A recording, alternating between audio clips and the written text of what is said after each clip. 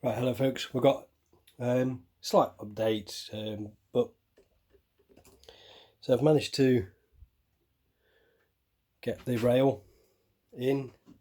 I'm on a different type of cider at the moment. There's a shortage.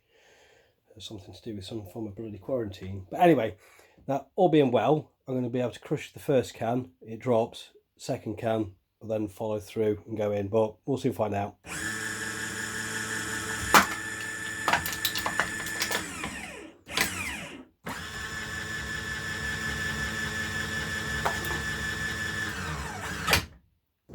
What's gone wrong? What's gone wrong?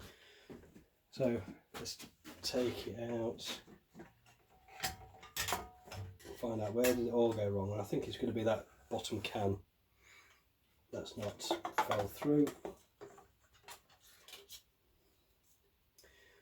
What happened there? Oh, I didn't squash it down far enough. What an idiot. So right, let's do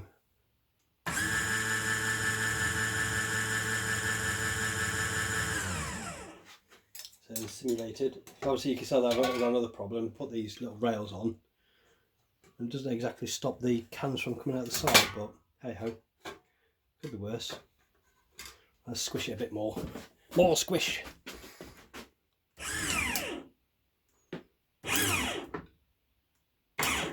Right, that should be squished enough. We're ready, so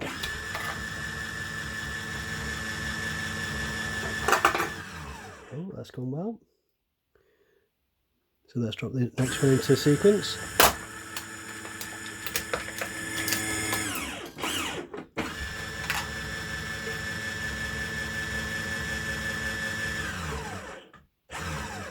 So as we can see, it did what it said on the tin.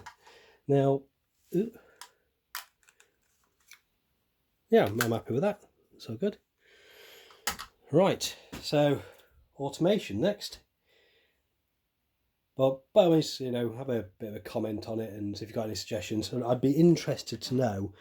That's I believe the phrase is a double pole, double throw switch. If anyone knows on how to code that thing, or wiring schematic for a Raspberry Pi, so there's essentially 18 volts coming into it, and then it obviously spits out and puts in whichever way direction. Very interesting to understand on how the hell that works on a Raspberry Pi. But if you know it, great. If you don't, I'll find it out. Many thanks. Bye.